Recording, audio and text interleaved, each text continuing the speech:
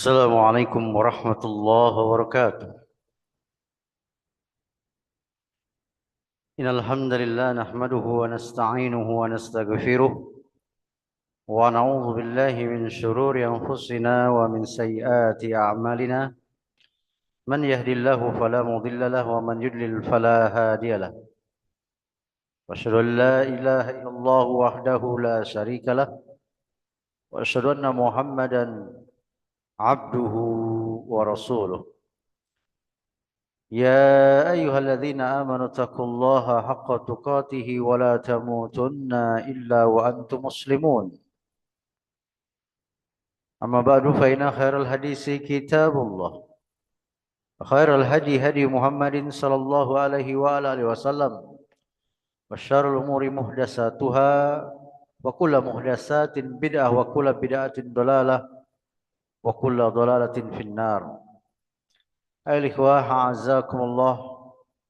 Bapak, ibu-ibu, jamaah salat subuh Masjid Al-Wahyu yang kami cintai dan kami muliakan karena Allah. Wabil khusus Ketua DKM dan jajarannya yang kami cintai dan kami muliakan karena Allah. Alhamdulillah pada kesempatan subuh hari yang berbahagia ini kita kembali berjumpa dalam rangka thalabul ilmi syar'i, menuntut ilmu agama, di mana Nabi SAW bersabda, "Thalabul ilmi faridatun ala kulli muslimin." Menuntut ilmu itu hukumnya wajib atas setiap muslim. Al-Imam Syafi'i rahimahullah ta'ala rahmatan wasi'ah bersama dengan para ulama lainnya, di antaranya Al-Imam Az-Zahabi, mengatakan al-ilmu ay qala Allah wa qala Rasul wa qala sahabah. Ilmu itu adalah perkataan Allah, perkataan Rasul, dan perkataan, penjelasan, pemahaman, pengamalan para sahabat radhiyallahu anhum jami'an. Jamaah sekalian, alhamdulillah kita bersyukur pada Allah tabaraka wa taala atas segala karunia, rahmat serta nikmat-nikmatnya yang besar, terutama nikmat iman, nikmat Islam, dan nikmat sehat, termasuk nikmat umur, termasuk juga nikmat keamanan, ketentraman, kedamaian negeri kita yang sama-sama kita cintai ini, sehingga kita bisa terus mentauhidkan Allah, beribadah hanya kepada Allah, beramal soleh dan melakukan kebaikan-kebaikan yang banyak dan luas dalam agama kita al-Islam, yang kata Nabi, al-Islamu ya'lu wa la yu'la. Islam itu tinggi dan tidak ada yang dapat menyaingi ketinggiannya.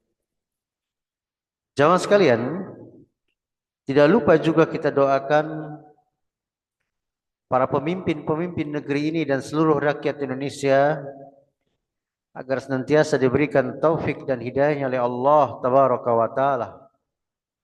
Kita doakan juga saudara kita di Palestina, di Sudan, di Kashmir, termasuk juga di negeri kita sendiri, di Indonesia, khususnya di Sumatera, ya, di negeri-negeri, di daerah-daerah yang sedang terkena bencana musibah, agar Allah senantiasa berikan kesabaran, kekuatan, keselamatan, kesehatan, keamanan, serta keistiqomahan di atas Islam dan sunnah, dan kepada yang wafat agar diberikan oleh Allah tabaraka wa taala dengan pahala syahid insyaallah taala. Allahumma amin.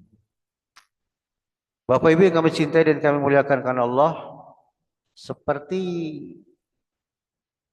tema kajian kita pada subuh hari ini adalah Ahlus Sunnah. Kalau disebut Ahlus Sunnah itu berarti Islam itu sendiri, Pak, ya. Mengimani adanya surga dan neraka. Mengapa kita penting untuk membahas ini? Karena ada dari kaum Mu'tazilah dan orang-orang yang sepemahaman dengan aliran-aliran sesat lainnya berkeyakinan katanya surga neraka nanti diciptakan pada saat hari kiamat. Nah, ini bertentangan dengan nas-nas, dalil-dalil Al-Quran dan Al-Hadis Nabi yang mulia Muhammad sallallahu alaihi wasallam. Para ulama mengatakan sesungguhnya surga dan neraka sudah diciptakan oleh Allah Subhanahu wa taala. Keduanya adalah makhluk yang kekal abadi, tidak akan binasa. Surga disediakan bagi wali-wali Allah yang bertakwa, sedangkan neraka adalah hukuman bagi orang-orang yang bermaksiat kepadanya kecuali yang mendapatkan rahmatnya. Maksudnya orang-orang yang bermaksiat ketika meninggal dunia, Pak, dalam akidah kita Ahlus Sunnah wal Jamaah, itu bisa saja Allah ampuni begitu saja, atau Allah siksa terlebih dahulu, dan itu diserahkan kepada kehendak Allah Subhanahu wa taala. Selama dia tidak melakukan kesyirikan, baik itu syirkul akbar ya ataupun syirik yang kecil. Dan surga neraka ini, Pak, berada di atas langit sana. Dalam sebuah hadis yang panjang, kalau boleh kita ringkas ya Pak. Kalau kita sekarang ini berada di bumi itu ada beserta planet-planet lainnya itu, di atasnya ada langit pertama. Langit pertama itu jaraknya dalam hadis Sahih Muslim itu 500 tahun perjalanan. Tebal langit pertama juga 500 tahun perjalanan. Jadi jarak dengan tebalnya itu udah 1000 tahun perjalanan. Kalau ada 7 langit berarti 7000 tahun perjalanan. Nah, di atas langit ketujuh yang ada Baitul Ma'mur, masjidnya para malaikat itu. Juga ada Illiyin, tempat penyimpanan amal-amalan soleh itu. Itu ada, berselisih ulama, ada yang mengatakan samudera yang luas. Ada yang mengatakan surga dan neraka dulu. Ya. Kemudian setelah itu ada arsy Allah di atas samudera yang luas, dan arsy Allah dipikul oleh 8 malaikat yang sangat besar, yang kata Nabi satu malaikat itu besarnya kalau ada burung yang hinggap di pundak malaikat kemudian terbang ke telinganya itu butuh waktu 700 tahun perjalanan terbang cepat. Ya, dan ada 8 yang memikul arsy Allah. Ya, jadi satu malaikat yang memikul arsy Allah saja sebesar itu, Pak. Ada 8. Berarti arsy Allahnya sebesar apa? Nah, di atas arsy Allah ada kursinya Allah. Dalam ayat kursi wasi'a kursius samawati wal, yang dalam surah Al-Baqarah ayat 255 apa 155? 255 ya.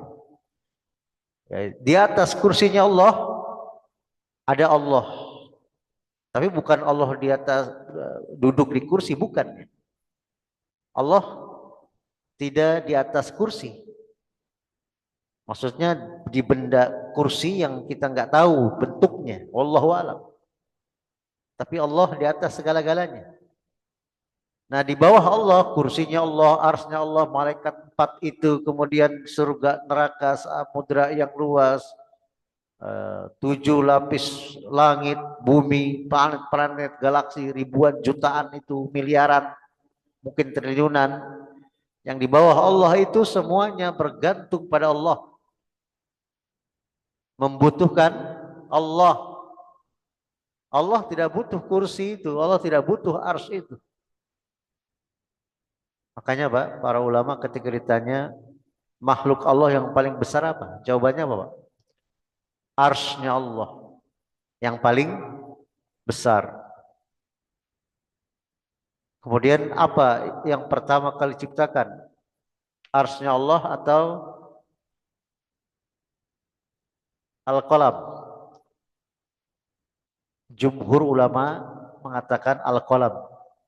Karena sebelum Allah menciptakan segala sesuatu, diperintah Al-Qalam itu untuk ya menulis takdir semua makhluk, ya, termasuk arsy dan seterusnya. Wallahu a'lam.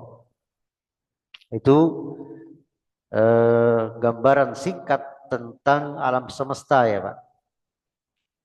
Berarti bumi itu sangat kecil sekali ya, apalagi kita. Maka faedahnya kita tidak layak untuk sombong. Yang kata Nabi, al-kibru baturul haq wa ghamtun nas. Sombong itu adalah merendahkan, eh, menolak kebenaran dan merendahkan manusia. Kemudian para ulama mengatakan kenikmatan surga tidak dapat dibayangkan oleh manusia. Jadi Bapak Ibu, surga itu kalau kita pernah melihat, membayangkan yang indah-indah, yang lezat-lezat, yang nikmat-nikmat, maka itu 100 kali lipatnya di surga. Jadi kalau kita sering ambil contoh ya, di Dubai ada kamar yang check-in semalam 100 juta. Mewah luar biasa. Maka di surga 100 kali itu. Sebab dalam banyak hadis, rahmat atau kenikmatan yang diturunkan itu di dunia baru berapa persen, Pak? 1%. Baru 1%. Nanti yang 99 plus 1 ada di surga. Kemudian begitu pula siksa neraka merupakan siksa yang besar, sangat dahsyat dan sangat mengerikan. Saking dahsyatnya Pak, dalam satu hadis yang sahih ya, neraka itu, di luar neraka ada 70.000 rantai besar-besar yang untuk menyeret neraka. Di luar neraka, satu rantai itu dipegang oleh 70.000 malaikat. Satu rantainya itu 70.000, kalau 70.000 berapa? Sekitar 4,7 miliar malaikat. Ya, segitulah kurang lebih. Belum lagi nanti ketuanya malaikat ada di dalam neraka, namanya malaikat Malik. Ya. Belum lagi aneka siksaan yang terjadi dalamnya. Dan bagi kita Pak, Islam, akidah Ahlus Sunnah wal Jamaah berdasarkan Al-Quran dan Sunnah, dunia ini Pak yang sekarang kita tinggali ini, itu surga bagi orang-orang kafir, tapi penjara bagi orang-orang mukmin. Pernah ada satu kejadian Pak, mungkin Bapak Ibu pernah dengar seorang ulama besar Ahlus Sunnah wal Jamaah yang bernama Al-Hafiz Al-Imam Ibnu Hajar Al-Asqalani rahimahullah ta'ala rahmatan wasi'ah. Seorang qadi, hakim, ketuanya hakim ketika itu di Mesir. Dan beliau seorang yang kaya raya. Kemana-mana ditandu oleh 4 pengawalnya. Suatu ketika di jalan lagi ditandu beliau, ya, itu berpapasan dengan seorang Yahudi yang miskin, penjual roti. Dan si Yahudi ini ingin berbicara dengan Al-Hafiz Al-Imam Ibnu Hajar Al-Asqalani, ingin menanyakan sebuah hadis Nabi. Di Yahudi sampai sekarang tahu hadis loh Pak. Nah, tapi mereka tidak mau masuk Islam. Nah, diberhentikan, akhirnya Ibnu Hajar berhenti, ditanyakan. Aku ingin bertanya kepada engkau, silakan Yahudi. Aku ini heran terhadap kehidupan engkau yang bergelimang harta. Ya, yang aku tanyakan, ada sebuah hadis Nabi engkau bersabda, sesungguhnya ya, dunia ini penjara bagi orang mukmin muslim, tapi surga bagi orang kafir. Tapi aku lihat kok terbalik sepertinya. Engkau seperti hidup di surga, aku seperti di neraka. Kata siapa Pak? Si Yahudi. Itu Al-Hafiz tertawa ya. Kata beliau apa? Sahih, engkau benar.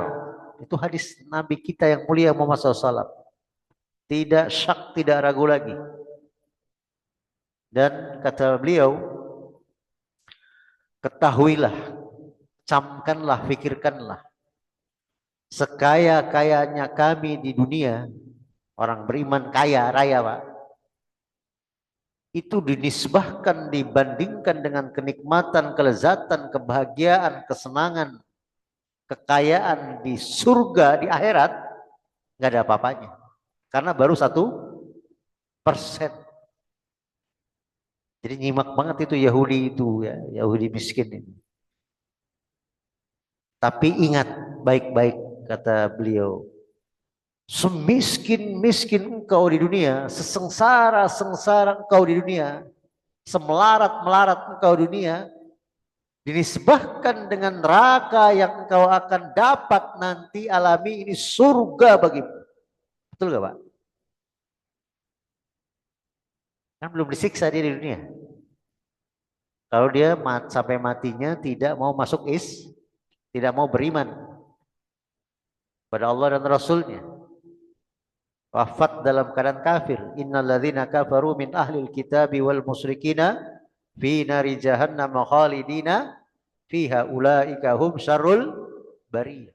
Sesungguhnya orang-orang kafir dari kalangan ahli kitab Yahudi Nasrani wal musyrikin, non muslim selain Yahudi Nasrani, pada Hindu, Buddha, animisme, kejawen, penyembah matahari, penyembah bulan, bintang, penyembah hewan, penyembah kuburan, penyembah keris, penyembah matahari dan seterusnya itu. Fi nari jahannam khalidina fiha, tempat tinggal mereka semua di neraka jahanam. Kalau mereka mati dalam keadaan tidak Islam itu. Ya. Terus ayatnya gimana lagi? Ulaika hum syarrul bariyah. Mereka itulah seburuk-buruk makhluk. Kita alhamdulillah nih Bapak Ibu, sampai sekarang beragama Islam. Kita harus pertahankan keislaman kita karena Islam itu satu-satunya agama yang diterima di sisi Allah. Inna dina indallahil Islam. Sungguhnya agama yang diterima di sisi Allah hanya agama Islam. Baik, kemudian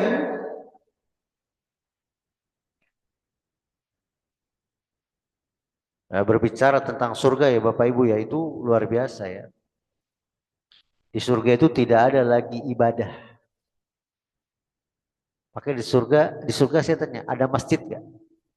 Masjid gak? Gak ada sholat. Karena yang namanya ibadah, yang namanya sholat dan ibadah adanya di dunia. Ya. Di surga Bapak Ibu, itu semua umur kita berkisar kepada 4 umur saja. 30, 31, 32, 33. Nggak ada yang 34, nggak ada yang 29, nggak ada. Antara anak, cucu, cicit, orang tua, nenek, kakek, buyut itu seumur. Dan itu tahu itu neneknya, kakeknya, bapaknya, adiknya, cucunya, cicitnya, dan seterusnya. Kalau sama-sama masuk surga. Mudah-mudahan kita semua jadi masukkan dalam surga. Amin. Allahumma amin. Baik. Dan lain-lain ya, kelezatan di surga itu ya Pak. Nggak ada kesedihan, nggak ada sakit hati, nggak ada sakit-sakit fisik, nggak ada. Nggak ada di surga itu klinik, puskesmas, UGD, RSUD, nggak ada. Juga nggak ada di surga itu septic tank, nggak ada. Toilet, WC nggak ada. Karena hasil makan minum penduduk surga itu menjadi sendawa dan keringat yang wanginya wangi kasturi, wangi keringatnya Nabi. Dan di surga Bapak Ibu, itu kita bisa cerita-cerita kenangan waktu semasa di dunia. Di surga juga kita tingginya 60 hasta. 60 hasta berapa meter Pak? 30 meter. Di surga tidak ada kematian. Otomatis tidak ada kamar jenazah, tidak ada takziah, tidak ada kuburan. Ya, di surga tuh. Yang paling miskin di surga Pak, itu merasa paling kaya raya. Karena memiliki 100 pelayan. Yang paling miskin. Dan Allah semuanya masukkan kita dalam Jannatul Firdaus. Kemudian timbul firqah Mu'tazilah dan Qadariyah yang mengingkari pendapat tersebut. Mereka berpendapat bahwa keduanya, yaitu surga neraka, akan diciptakan Allah pada hari kiamat nanti. Pendapat tersebut jelas sesat karena mengingkari dalil-dalil yang sudah jelas. Ya, ini dikutip dari kitab-kitab para ulama, Pak ya. Kemudian para ulama mengatakan ayat-ayat Al-Quran dan hadis-hadis Nabi SAW menjelaskan bahwa surga telah disediakan untuk orang-orang yang bertakwa. U'iddat lil muttaqin. Dan neraka telah disediakan untuk orang-orang kafir. U'iddat lil kafirin. Ayatnya sering kita sampaikan. Allah Subhanahu wa taala berfirman di antaranya, wasari'u ila maghfiratin min rabbikum wa jannatin arduhas samawati wal ardh uiddat lil muttaqin. Dan bersegeralah kalian kepada ampunan Allah dan kepada surga yang luasnya seluas langit dan bumi yang Allah sediakan bagi orang-orang yang bertakwa. Kalau neraka uiddat lil kafirin, yang disediakan untuk orang-orang kafir. Dalam Islam, Pak, di antara prinsip agama kita, Pak, kita itu dipersilahkan mau beriman, hendaknya beriman. Mau kafir, silahkan kafir. La ikroha fiddin. Tidak ada paksaan dalam agama, tapi harus tahu resikonya, Pak. Kalau beriman berujung pada surga. Kalau kafir berujung pada neraka. Nauzubillah, Pak ya. Nah, ini menunjukkan bahwa surga dan neraka sudah diciptakan. Bahkan Nabi SAW pernah sowan. Sowan itu apa ya? Berkunjung ya. Waktu Mi'raj ke langit ke-7, Nabi masuk surga, masuk neraka, melihat kondisinya. Dan orang-orang yang nanti akan disisa seperti apa? Diperlihatkan kepada Nabi. Ya. Waktu itu kan Nabi didampingi malaikat Jibril alaihissalatu wassalam dan Buraq ya. Kendaraan yang Allah ciptakan itu. Nah, mengenai surga, tadi sudah dibacakan ayatnya di antaranya. Allah berfirman, "Wasari'u ila magfiratin min rabbikum wa jannatin arduhas samawati wal ardh wa'iddat lil muttaqin." Dan bersegeralah kamu mencari ampunan dari Rabbmu dan mendapatkan surga yang luasnya seluas langit dan bumi, yang disediakan bagi orang-orang yang bertakwa. Jadi menarik dari sini Pak, para ulama tafsir menjelaskan. Sebelum Allah perintahkan kita meraih, menggapai, mendapatkan surga, Allah perintahkan kita terlebih dahulu mencari ampunan Allah. Karena logikanya fitrah seorang muslim ya Pak, mengatakan tidak mungkin seorang masuk surga kecuali dosa-dosanya telah diampuni. Kalau perintahkan terlebih dahulu mencari ampunan Allah. Di antara mencari ampunan Allah Pak, kita mengikuti Rasulullah, akidah beliau, ibadah beliau, akhlak beliau, muamalah beliau.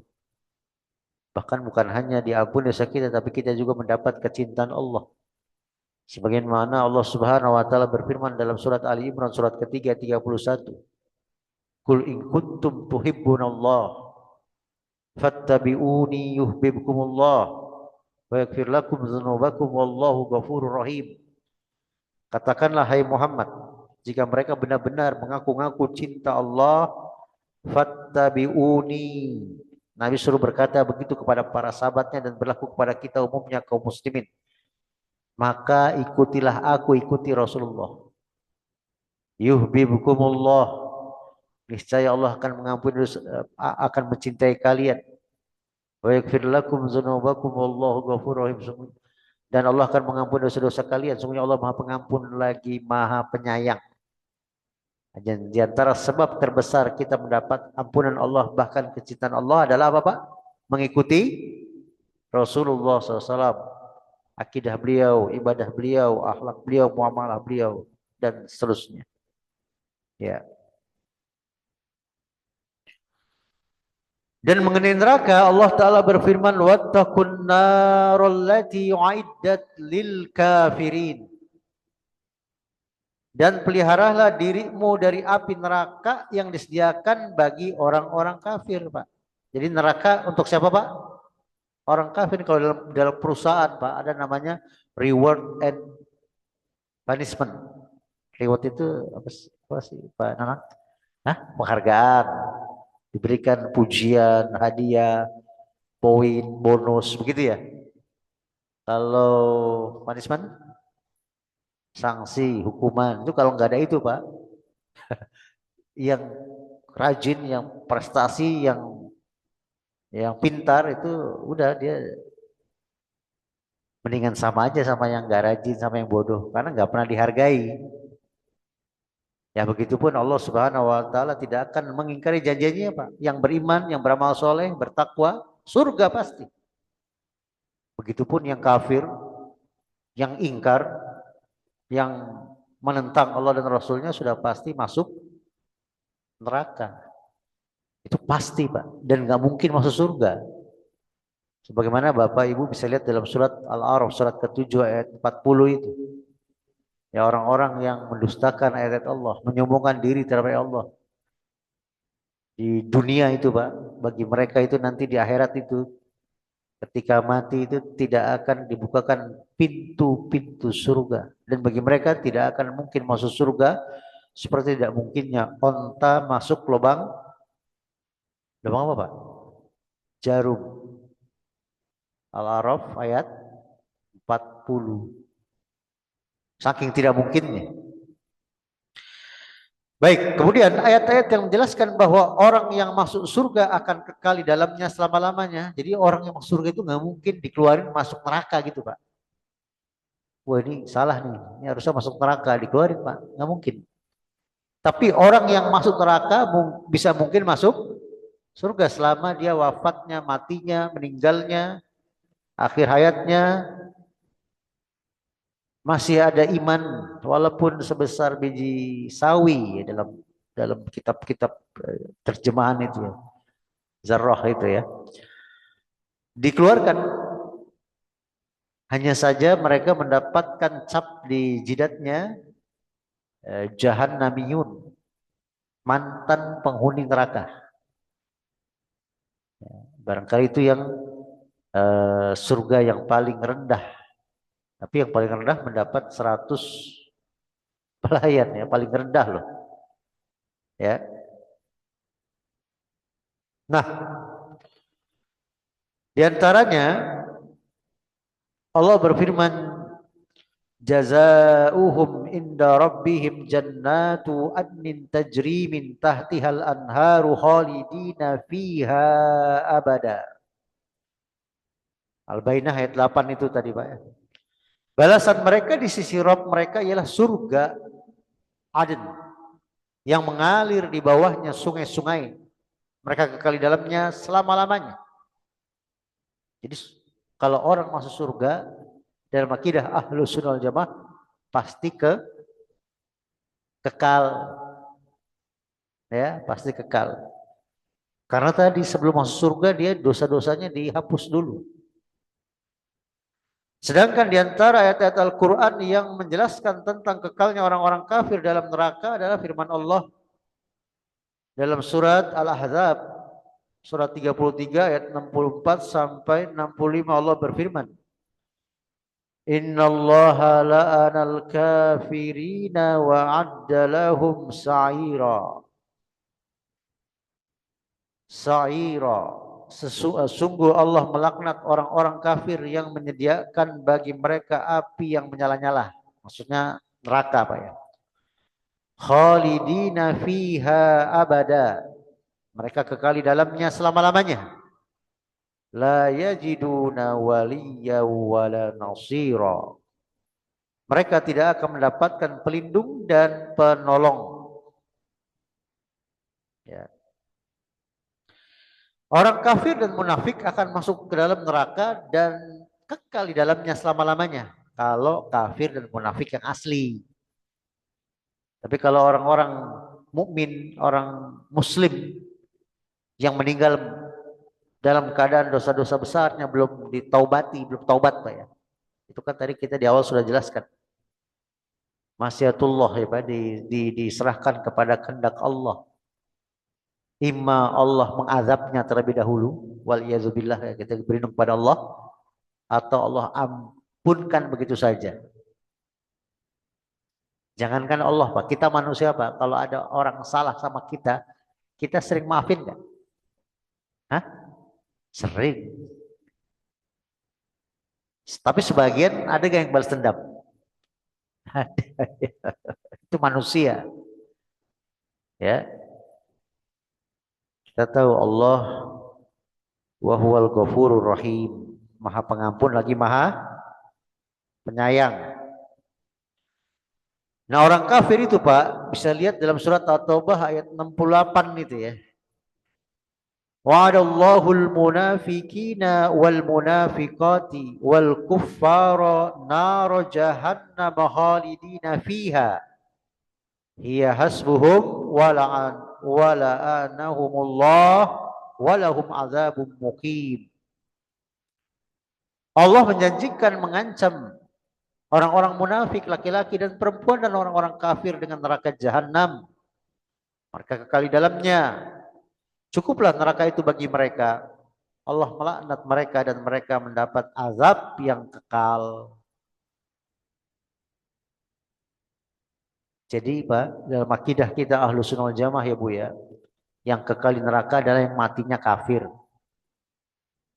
Matinya non muslim. Matinya munafik. Ya, munafik itu dibagi dua ya, ada munafik amali, ada munafik i'tiqadi. Yang i'tiqadi itu yang kekal. Apa sih munafik amali dan i'tiqadi? Kalau amali itu yang kalau berkata dia berdusta, kalau berjanji dia mengingkari, itu kan ya. Dan seterusnya itu tuh yang amali. Yang kekal itu Pak, KTP-nya Islam, ngakunya Islam, tapi otak, jiwanya, ruhnya, hatinya itu benci Islam dan kaum muslimin. Bahkan dia kalau lihat kaum muslimin ya diserang orang-orang kafir dia senang. Itu munafik yang asli.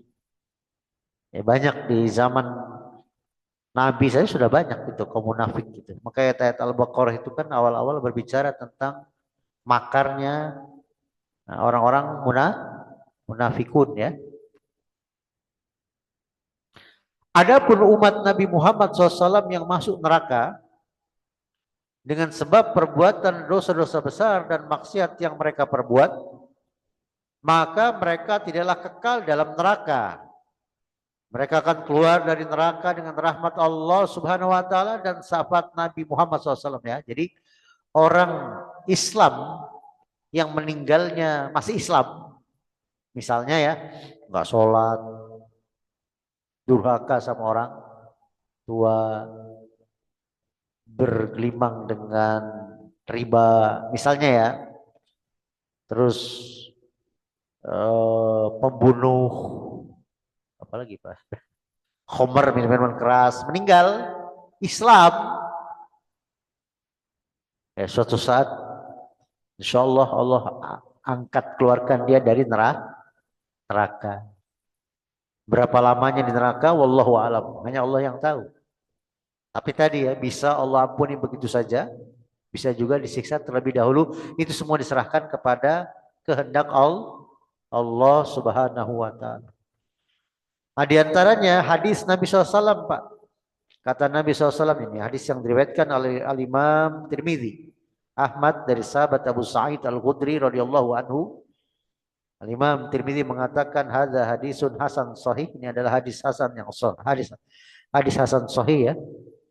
Kata Nabi, yukhraju minan nar man kana fi qalbihi misqalu dzarratin minal iman. Akan dikeluarkan dari neraka orang yang dalam hatinya masih ada seberat zarah dari iman. Nah itu dia. Walaupun ada keimanan kecil saja, itu bisa dikeluarkan dari neraka. Dalam artian dia memang orang Islam Pak. Juga sabda Nabi SAW, la yahrujanna qaumun min ummati minan nar bisafaati yusammaunal jahannamiyun. Nah ini dia. Sesungguhnya satu kaum dari umatku akan keluar dari neraka. Masih umatnya Nabi Pak, walaupun masuk neraka ya. Dengan sebab syafaatku mereka disebut jahannamiyun, para mantan penghuni neraka jahanam. Begitu Pak ya. Mudah-mudahan Allah Subhanahu wa taala masukkan kita semua dalam Jannah Firdaus dan jauhkan dari neraka. Karena begini Pak, dalam akidah kita, kesuksesan yang abadi, keberhasilan, kemaslahatan, keberuntungan, apalagi bahasanya, kemenangan yang hakiki adalah seorang dijauhkan dari neraka dan dimasukkan dalam surga. Allah Subhanahu wa taala berfirman, kullu nafsin za'iqatul maut. Tiap-tiap yang berjiwa pasti akan merasakan mati. Wa innama tuwaffawna ujurakum yaumal qiyamah. Dan sesungguhnya balasan-balasan itu semuanya akan disempurnakan pada hari kiamat. Faman zuhziha 'anil nari wa udkhilal jannata faqad faz. Dan barang siapa dijauhkan dari neraka dan dimasukkan dalam surga, maka dia telah menang, telah beruntung, sukses. Wa mal hayatud dunya illa mata'ul gurur. Dan sesungguhnya kehidupan dunia itu adalah kesenangan yang menipu, yang memperdayakan. Hati-hati Pak. Jadi selama kita hidup dunia harus diprioritaskan urusan-urusan akhirat dibandingkan urusan dunia. Makanya Ali bin Abi Thalib radhiyallahu anhu sering mengatakan, ini enggak bosan-bosannya kita sampaikan. Kata beliau, kehidupan itu terbagi dua, ada kehidupan dunia, ada kehidupan akhirat. Masing-masing memiliki pengikut, ada pengikut-pengikut dunia, ada pengikut-pengikut akhirat. Jadilah kalian pengikut akhirat dan jangan kalian menjadi pengikut dunia. Karena sesungguhnya hari ini kita dunia waktunya beramal tanpa hisab. Besok di akhirat waktunya hisab tanpa amal. Ditambah lagi Imam Hasan Al-Basri, seorang tabi'in besar. Ya, ketika membicarakan tentang hari-hari yang kita lalui, beliau menyimpulkan sebenarnya hari-hari yang kita lalui itu cuma ada 3 pada hakikatnya. Yang pertama, hari yang kemarin yang tidak mungkin terulang kembali. Yang kedua, hari besok yang belum tentu kita masih hidup. Dan yang ketiga, hari ini yang sedang kita jalani dan pada hakikatnya hari milik kita itu hari ini Pak. Dan ujungnya beliau memberikan perkataan emasnya bahwa kita harus memanfaatkan hari-hari yang sedang kita lalui ini untuk terus beramal soleh dan melakukan taubat kepada Allah Tabaraka wa ta'ala. Karena umumnya kita kan Pak, kalau ditanya siapkah kita mati pada hari ini, jawabannya kan umumnya tidak siap. Ya, kecuali sebagian orang yang jauh dari rahmat Allah ya Pak, putus asa membunuh diri. Nauzubillah. Itu ditanya belum siap, kenapa belum siap? Karena dosanya masih banyak dan amalnya masih sedikit. Begitu jawabannya. Ya maka mumpung Masya Allah, Allah masih kita kasih kehidupan Pak ya. Apalagi sebentar lagi, 2 bulan lebih lagi Ramadan loh. Betul gak Bu? Sekarang sudah bulan Jumadil Akhir. Pertengahan. Ya. Terus setelahnya habis setengah bulan lagi bulan Rojab. Habis Rojab, Sya'ban. Ya kan? Habis Sya'ban, Ramadan, 1 Ramadan ya. Berarti sekitar 2,5 bulan lagi. Cepat gak Bu? Perasaan baru kemarin begitu. Semoga Allah sampaikan usia kita di Ramadan ini dan Ramadan berikutnya. Allahumma amin. Barangkali itu bisa kita sampaikan tentang Ahlus Sunnah mengimani adanya surga neraka. Kami persilakan Bapak Ibu yang ingin menyampaikan sesuatu. Tafadhol, silakan. Ada? Bismillah.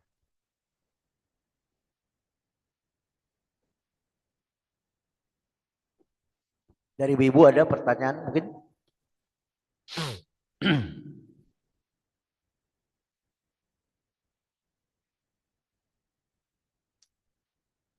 Bapak-bapak?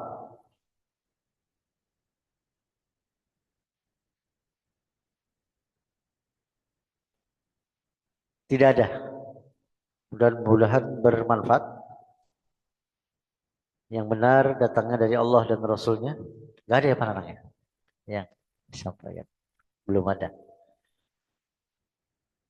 Ya, sampai di sini kajian kita. Insya Allah kita lanjutkan pada pertemuan yang akan datang. Dan apa yang kita amalkan menjadi pemberat timbangan nanti di yaumil mizan. Dan Allah senantiasa ampun dosa-dosa kita semuanya. Diistiqomahkan kita di atas Islam dan sunnah Nabi yang mulia Muhammad SAW. Diwafatkan juga kita semua dalam keadaan husnul khotimah.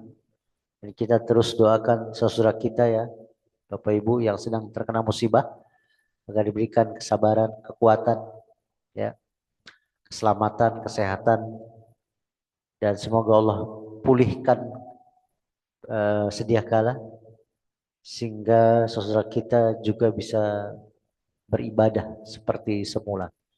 Karena memang tujuan hidup kita adalah ibadah, tujuan penciptaan ya Pak. Kalau tujuan hidup seorang muslim muslimah surga tentunya. Tapi kalau diciptakan kita ini Pak tujuannya untuk ibadah. Wa ma khalaqtul jinna wal insa illa liya'budun. Dan tidaklah ya kata Allah aku ciptakan jin dan manusia kecuali untuk beribadah. Barangkali ini kalau tidak ada yang ditanyakan. Oh ada. Monggo Bu. Ya. Kasih Mas. Mohon maaf Pak. Ya. Di bulan Sa'ban menjelang Sa'ban itu kan kita banyak berdoa. Apakah ada doa khusus atau yang lain-lain? Saya mohon petunjuk dari Pak Ustadz. Iya, setahu pengetahuan kami yang sangat terbatas Bu ya, itu doanya secara umum saja, bebas. Dan ada doa-doa khusus itu didoifkan oleh para ulama ya, yang terkenal. Akan tetapi doa-doa yang kita panjatkan di bulan Sya'ban itu doa-doa secara umum, ya seperti Allahumma rabbana atina fid dunya hasanah wa fil akhirati hasanah wa qina adzabannar, atau ibu mau pakai bahasa Indonesia dengan bahasa ibu ya, supaya disampaikan pada bulan Ramadan ya, agar diistiqomahkan di atas iman, Islam, amal soleh begitu. Nah, jadi setahu kami dengan ya pengetahuan yang terbatas tentunya tidak ada doa khusus, jadi silahkan doa secara umum saja. Ntar kalau ada barangkali bisa disampaikan kepada kami, Allahu a'lam. Jadi begitu Bu. Iya Pak. Ya, ada lagi? Ya, Ya itu intinya aja, mudah-mudahan Allah Subhanahu wa taala memanjangkan umur kita ya, bisa beribadah di bulan Ramadan besok dan Ramadan berikutnya. Allahumma amin. Sehingga kita diwafatkan dalam keadaan husnul khotimah. Ya, makasih Pak Ustadz. Iya, wa iyyakum. Silakan. Yang lain ada? Ya, Pak Heru. Ya. Ya. Bagaimana dengan ini Ustaz, dengan ring satu kita, keluarga kita Ustaz, itu apakah memang kita memang harus paksa Ustaz? Maksudnya gini, tidak ada paksaan ya, tapi kan kita bertanggung jawab Ustaz. Nanti pada saat kita nanti di akhirat, misalnya Ustaz ya, walau alam, kita mau masuk surga, tapi akhirnya tertahan dulu Ustaz. Karena apa? Ring satu kita itu eh, ya itu tidak beriman, maksudnya susah dia. Iya. Ya itu gimana Ustaz? Makasih. Bagus, barakallahu fikum. Allah berfirman, ya ayyuhalladzina amanu qu anfusakum wa ahlikum nar. Wahai orang beriman, jagalah dirimu dan keluargamu dari siksa api neraka. Kita tertahan itu kalau kita diam 1000 bahasa terhadap kemungkaran yang terjadi dalam rumah tangga. Itu disebut dengan suami yang dayus. Ya, dan tertahan itu kalau kita tidak memberikan nasihat. Menjaga diri dan keluarga itu dijelaskan oleh para ulama, diantaranya bahkan para sahabat, diantaranya Ali bin Abi Thalib, itu memerintahkan mereka sholat. Di antaranya ditegakkan amar ma'ruf nahi mungkar dalam rumah tangga, memberikan nasihat. Ya, ya kalau pertanyaannya apakah tertahan dari surga? Ya kalau kitanya diam dari kemungkaran yang terjadi pada anak dan istri kita. Iya, tertahan. Tapi kalau si suami sudah maksimal, ya sekurang-kurangnya optimal, diberi nasihat, dikasih tahu gitu ya, baik-baik dengan cara yang baik, ya. Tapi tetap nggak mau dengar, ya nggak ada dosa suami, karena sudah diberi nasihat. Ataupun bisa jadi sebaliknya Pak, istrinya yang solehah, suaminya enggak gitu ya. Yang penting istrinya sudah menyampaikan nasihat. Yang salah Pak, kita tidak memberikan nasihat, diam terhadap kemungkaran yang terjadi di rumah tangga. Itu kata para ulama setan bisu namanya. Setan apa? Bisu. Ya anak kita, istri kita makan minum tangan kiri walaupun kidal ya Pak dari lahir. Kasih tahu, nggak boleh. Khusus makan minum harus tangan kanan walaupun dia kidal, harus berlatih. Ya. Anak kita misalnya berkata nggak sopan, nggak baik, dinasihati. Jangan kita diam. Allah berfirman dalam surat Az-Zariyat surat 51 ayat 55, "Fadzakir fa inna dzikra tanfa'ul mu'minin." Dan tetaplah memberi peringatan karena sungguhnya peringatan itu bermanfaat untuk orang-orang yang beriman. Peringatan itu nasihat. Ya. Jadi tidak boleh kita anak kita sudah balik tapi tidak menutup aurat, nasihati. Nasihati. Perkara dia nanti nggak mau ngotot, ya sudah kita sudah nasihat, tapi nasihatnya nggak putus ya Pak, Bu. Sampai Allah wafatkan kita baru berhenti. Jadi jangan udah saya udah nasihatin, saya udah capek, nggak terus saya nasihatin. Apalagi itu anak dan istri kita, keluarga kita, ya dinasehati. Wallahu a'lam. Ada lagi yang lain? Sebentar, Tat. Oh iya. Bagaimana misalnya keluarga itu sudah berkeluarga, Ustaz? Apa kita tetap istiqomah menasihati itu? Tetap, jangankan anak kita yang sudah berkeluarga, orang lain aja kita diperintah nasihati. Apalagi itu anak kita, cucu, menantu, diberikan nasihat. Ya, kepada orang lain saja kita diperintah untuk memberikan nasihat, apalagi anak yang sudah menikah sekalipun tetap diberikan nasihat. Wallahu a'lam. Habis? Habis ya? Ya, benar, silakan.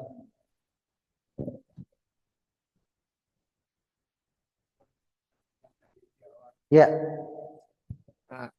Sejauh mana perkembangannya? Apakah memang kelompok Mu'tazilah itu ada di Indonesia, wabil khusus mungkin di Jakarta gitu? Iya, iya, iya. Di antaranya bahkan dianut oleh jurusan-jurusan dosen-dosen jurusan filsafat. Itu mengambil dari pemikiran-pemikiran Mu'tazilah. Ya ada orang di Indonesia ini, ada orang yang peduli lingkungan, lalu dibilang, oh Wahabi lingkungan. Nah itu dia memang orang Mu'tazilah. Yang kalau Indonesia namanya nggak Mu'tazilah, namanya liberal. Dan kan dia tokoh Islam liberal dari dulu. Ya, nyogok itu nggak apa-apa. Kalau untuk niat yang baik namanya nyogok hasanah katanya. Itu orang liberal. Diambil dari pemikiran manhaj pemahaman Mu'tazilah. Intinya Pak, Mu'tazilah itu dalam beragama lebih mendahulukan akal daripada nakal. Akalnya itu menjadi standar kebenaran. Harusnya kan standar kebenaran Al-Quran dan hadis atau as-sunnah. Kalau dia enggak. Jadi Mu'tazilah itu lebih mendahulukan akal dia. Dalam Islam Pak, kedudukan akal dimuliakan, tapi akal di bawah wahyu, di bawahnya wahyu, bukan di atas wahyu. Untuk memahami, untuk mengikuti, untuk mentaati. Begitu, bukan untuk menolak wahyu. Karena wahyu itu harus di atas segala-galanya. Wahyu itu maksum. Sedangkan pikiran manusia tidak maksum. Jakarta apakah ada? Ya banyak. Dulu di UNJ Pak, IKIP. Ada kelompok Islam yang namanya Isa Bugis. Pernah dengar? Iya. Sama satu lagi lembaga kerasulan. Nah itu sama-sama banyak terpengaruh dengan Mu'tazilah dan ingkar sunnah. Dia menafsirkan ayat-ayat Al-Quran dan hadis sesuai dengan pemahamannya aja. Ya. Sekarang masih ada apa enggak tahu ya. Tapi pemahaman itu enggak hilang. Tapi secara kelompok saya enggak tahu masih ada apa enggak. Tapi pemahaman itu tetap ada. Ya, contohnya ada kelompok Islam di negeri kita yang dibubarkan pemerintah pada tahun-tahun lalu, Pak. Organisasinya bubar. Ini pemahamannya masih. Maka yang bagus tuh contoh Saudi Arabia, Pak. Jadi itu ulama besar menasihati mereka. Kalau perlu diajak debat sampai mereka rujuk. Ya. Kan teroris-teroris yang di penjara Pak, Bu, di Saudi Arabia itu intens didatangin ulama, diajak dialog supaya pemahamannya lurus kembali. Banyak keberhasilannya daripada enggaknya. Ya. Kalau di Indonesia kan enggak. Penjara enggak pernah dibina. Keluar begitu lagi ngebom lagi. Atau langsung dibunuh. Betul orangnya dibunuh, tapi pemahamannya kan masih ke anaknya, ke jamaahnya dan seterusnya. Nah, jadi harus diberikan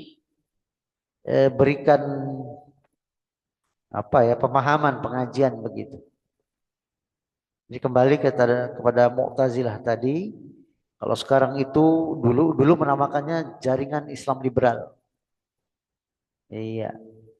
Sempat juga mengatakan Islam Nusantara. Ya. Itu sebenarnya perpanjangan lidah dari apa? Liberal, Islam liberal. Ya awalnya dari Mu'tazilah. Ya wal yadzubillah. Yang mengatakan semua agama sama, boleh mengucapkan selamat kepada hari raya agama lain. Itu dia. Yang dulu Buya Hamka sudah menentang itu. Sekarang malah dibolehkan ya. Semoga Allah berikan hidayah kepada mereka dan kita semuanya. Allahumma amin. Ada lagi habis? Habis. Mudah-mudahan bermanfaat. Yang benar datang dari Allah dan Rasulnya, yang salah dari pribadi kami dan syaitan. Subhanaka Allahumma hamdika asyhadu an la ilaha illa anta astaghfiruka wa atubu ilaik. Wa akhiru da'wana alhamdulillahi rabbil alamin. Assalamualaikum warahmatullahi wabarakatuh.